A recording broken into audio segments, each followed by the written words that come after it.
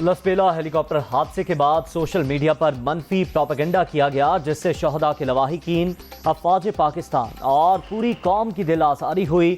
بے حسی کے رویے کی ہر سطح پر مذمت کرنی چاہیے۔ ایمن الظواہری کی ہلاکت کے واقعے میں پاکستانی سرزمین کے استعمال کا سوال ہی پیدا نہیں ہوتا۔ دفتر خارجہ کی وضاحت آ چکی، معاملے پر بحث مناسب نہیں۔ ادارہ سیاست میں مداخلت نہیں کرنا چاہتا، مسائل سیاستدانوں نے ہی حل کرنے ہیں۔ D G I S P R major general Babar Iftikhar کی گفتگو۔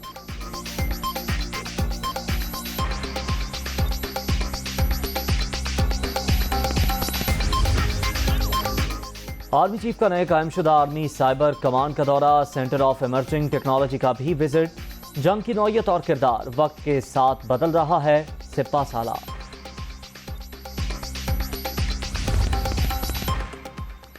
ملکی معیشت کے استحکام کا مشن، سپہ سالار سرگرم۔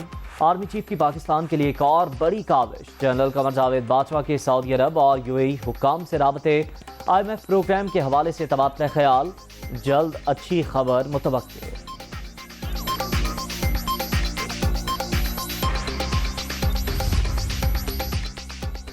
سیلاب زدگان کی بحالی کی کوششیں، متاثرہ علاقوں میں ایمرجنسی نافذ۔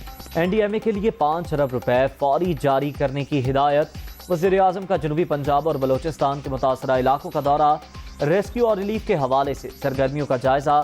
یہ سیاست کا نہیں، خدمت کا وقت ہے، متاثرین سے خطاب۔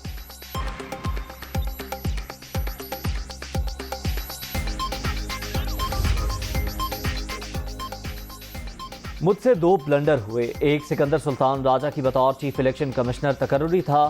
عمران خان کا عام انتخابات اسی برس ہونے کا دعویٰ۔ مخالفین مجھے سنگل آؤٹ کرنا چاہتے ہیں، یہ سمجھتے ہیں نا اہل کروا لیں گے، لیکن ایسا نہیں ہوگا، ہر میدان میں مقابلہ کروں گا۔ پی ٹی آئی چیئرمین کی سینئر صحافیوں سے گفتگو۔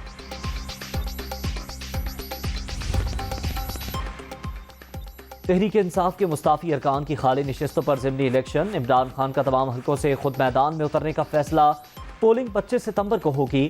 کاغذات نامزدگی 10 سے 13 اگست تک وصول کیے جائیں گے، شیڈیول جاری۔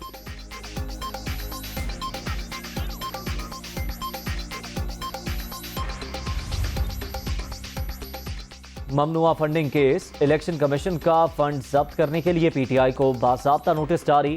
عمران خان کو 23 اگست کو پیش ہونے کی ہدایت۔ توشہ خانہ کیس میں پی ٹی آئی چیئرمین کی نااہلی کے لیے درخواست بھی 18 اگست کو سماعت کے لیے مقرر۔